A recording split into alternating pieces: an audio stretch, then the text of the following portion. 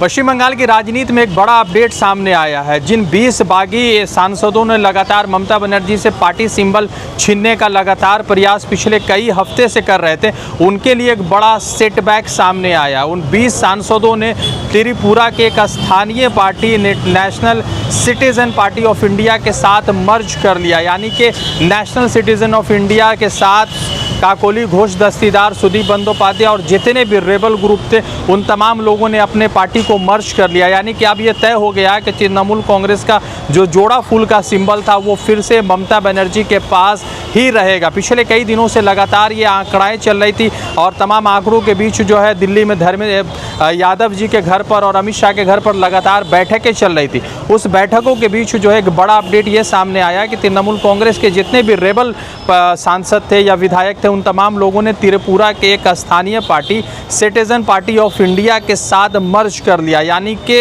इतिहास में पहली मर्तबा ऐसा हुआ है कि एक नेशनल पार्टी जो है एक स्थानीय पार्टी के साथ मर्ज कर रहा है। मगर चूंकि शाह चला रहे पूरे इंडिया को तो कभी भी कुछ भी हो सकता है, इस तरह के आंकड़े चल रहे थे। अब एक बात तो तय है कि ममता बनर्जी लड़ाई के लिए फिर से तैयार हो जाएंगे, क्योंकि जो पार्टी का सिंबल तृणमूल कांग्रेस का था वो लगातार चल रहा था और उन्होंने अपने आप को रियल टीएमसी बताते हुए रेबल ग्रुप को लेते हुए एनसीपीआई यानी कि national citizen party of India के साथ मर्ज कर लिया। यानी कि जिस पार्टी के न अब तक लोकसभा के सांसद थे न विधायक थे, उनके साथ इन तमाम बागियों ने अपने पार्टी को मर्ज कर लिया। अब देखना यह है कि ये कानूनी तौर पर कहाँ ये लड़ाई चलती है, मगर सवाल यह है कि बंगाल में इतनी राजनीतिक उथल पुथल होने के बाद ही किस तरीके से इस पार्टी को मर्ज कर लिया गया, ये एक बड़ा सवाल उठता है। ममता बनर्जी के पास आज भी तकरीबन 10 एमपी और 20 विधायकों का एक टीम बचा हुआ है, जिसको लेकर पिछले कई हफ्तों से लगातार ये आंकड़े चल रहे थे कि वो कांग्रेस के साथ मर्ज करेंगे। मगर अभी जो खबर आई उससे ममता बनर्जी के लिए